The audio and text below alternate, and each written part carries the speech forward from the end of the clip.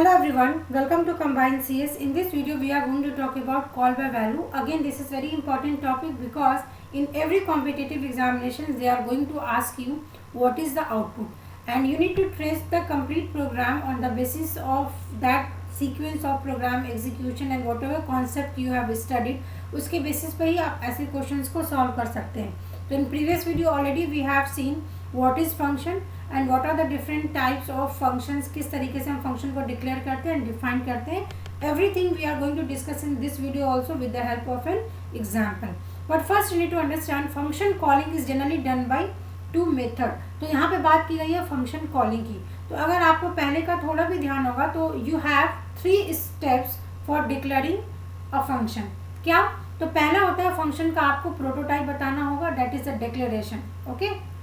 Second is you need to call a function and calling हम कहाँ पे करेंगे? Always execution start from main function, तो आप मेन में कॉल करोगे. थर्ड स्टेप इज कि आप फंक्शन का डेफिनेशन प्रोवाइड करोगे. Definition means what is going to be perform और what action should be covered by different functions, कि वो फंक्शन एक्चुअली में क्या करने वाला है. ठीक है. तो यहाँ पे किसी भी फंक्शन को कॉल करने के 2 मेथड होते हैं. Either you will go for call by value and call by address and both are very important. हम ऐसा नहीं बोलेंगे कि every time in competitive examinations आपसे call by address ही पूछता है. No, in any university also they can ask you theoretical question. आपको theory question पूछेगा तो आपको दोनों को बताना पड़ेगा with the help of an example. तो सबसे पहले हम यहाँ पे ये समझते हैं कि किसी भी फंक्शन को किस तरीके से कॉल बाय वैल्यू को हमें यूज़ करना. Let us suppose this is a program. In this program we will see कि मल्टीप्लिकेशन ऑफ 2 नंबर. अब आप ये सोचेंगे कि मल्टीप्लिकेशन तो बहुत इजी है, क्या करना है? तो हमें ये समझना है कि लेट अस सपोज अगर आपको मल्टीप्लाई करना है 2 into 3, तो 2 into 3 क्या है? This is known as operands. Correct. हमने पहले भी इसको डिस्कस किया है. Multiply is what? It is an operator. ये ऑपरेटर हो गया.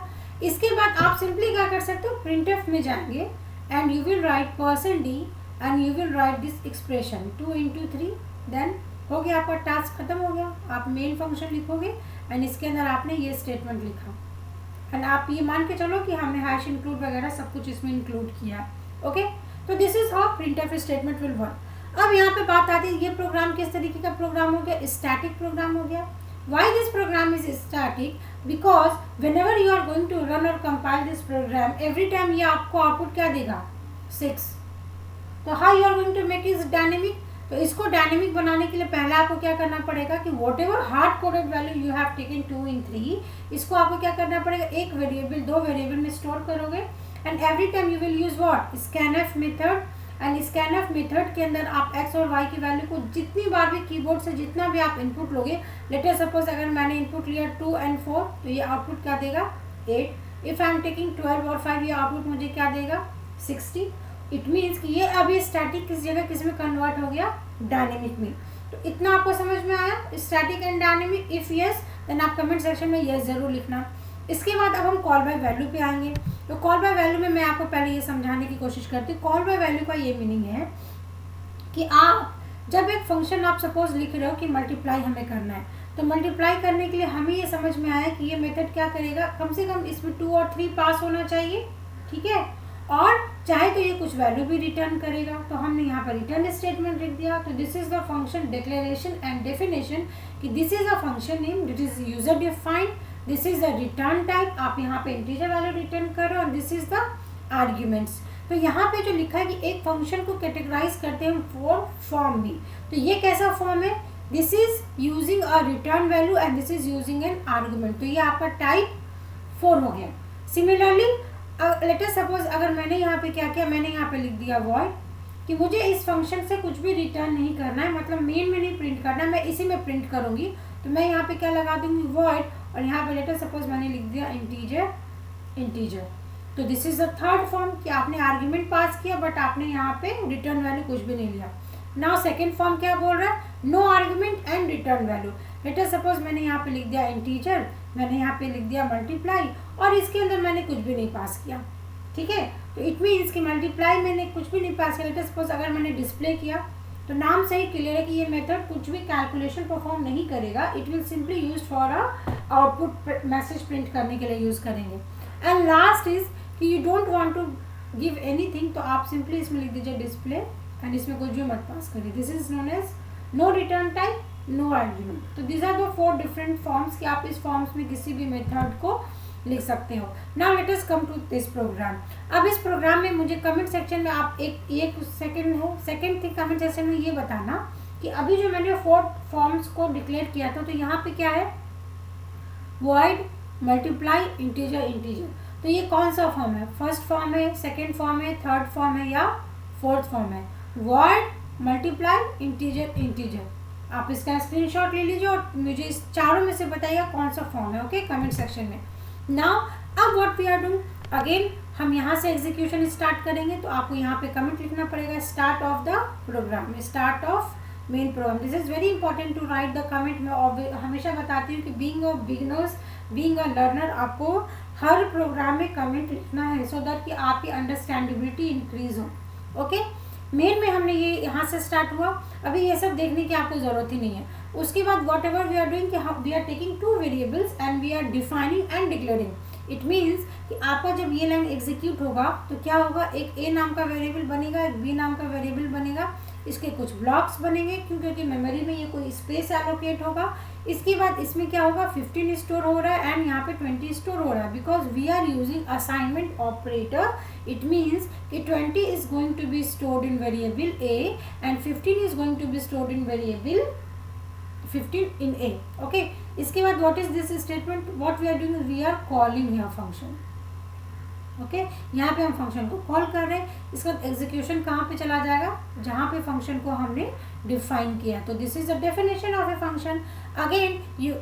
अगेन इंपॉर्टेंट पॉइंट आपको ये देना है कि जो भी फंक्शन का यहाँ पे डिक्लेरेशन है, ठीक है, जो भी फंक्शन का यहाँ पे डिक्लेरेशन है एंड जो यहाँ पे फंक्शन को कॉल हम कर रहे हैं एंड जो फंक्शन को हम डिफाइन कर रहे हैं, इन तीनों का सिग्नेचर सेम होना चाहिए. सिग्नेचर मीन्स कि if this function is returning void, मतलब अगर वो कुछ भी नहीं रिटर्न कर रहा है तो यहाँ पे भी आप वॉइड ही लिखेंगे. अगर आपने यहाँ पे मल्टीप्लाई लिखा है तो आपका यहाँ पे भी नाम सेम होना चाहिए और यहाँ पे भी नाम सेम रहेगा. इसके बाद इसमें हम 2 आर्ग्यूमेंट्स पास कर रहे हैं एंड दोनों इज इंटीजर. दैट्स वाई यहाँ पे जो ए है और जो बी है उसका टाइप क्या हो जाएगा, integer. And when we are defining a function, तो you can easily see कि यहाँ पे हमने a b को होल्ड करने के लिए फिर से x वेरिएबल लिया, y वेरिएबल लिया है और इसका हमने टाइप क्या लिख दिया है, इंटीजर. ओके, तो x में क्या हो रहा है कि x में इसकी वैल्यू यहाँ से क्या हो रही है, कॉपी हो रही है. This is what called by value. कि वॉट एवर यहाँ पे एक्चुअल में क्या होगा कि जब आप मल्टीप्लाई ए बी लिखोगे तो इसका एग्जीक्यूशन इस तरीके से होगा, मल्टीप्लाई एंड देन इसके आर्ग्यूमेंट में पास होगा 15 एंड देन इसके आर्गुमेंट में पास होगा 20. ओके, उसके बाद x में क्या कॉपी हो जाएगा, a की value that is 15 and b में आपका क्या पास होगा 20. तो इस तरीके से एग्जीक्यूशन हो गया. उसके बाद यहाँ पे it is again temporary variable. इसके बाद आप यहाँ पे क्या करो, 15 इंटू 20 देन 300 किसमें स्टोर हो गया, एक z नाम का वेरिएबल बनेगा जिसमें क्या स्टोर हो रहा है 300 एंड देन फाइनली आप यहाँ पे प्रिंट कर रहे हो. तो देखो यहाँ पे प्रिंटिंग कर रहे हैं, we are not using return statement. यहाँ पे क्या आपने रिटर्न स्टेटमेंट देखा, नहीं देखा.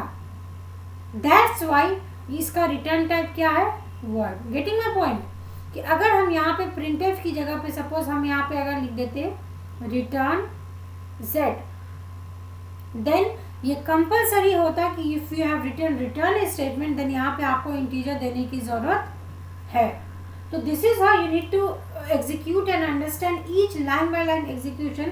कि यहाँ पे आपको इसी तरीके से समझ में आएगा कि एरर किस तरीके से आप ट्रेस करोगे. क्यों, क्योंकि अगर आपने एक एक करके एग्जीक्यूशन नहीं समझा है तो ऑब्वियसली जब when you are going for Amazon और गूगल में जब आप कॉम्पिटिटिव प्रोग्रामिंग को अंडरस्टैंड करेंगे तो कॉन्सेप्ट तो यहीं से सीखोगे आप धीरे धीरे.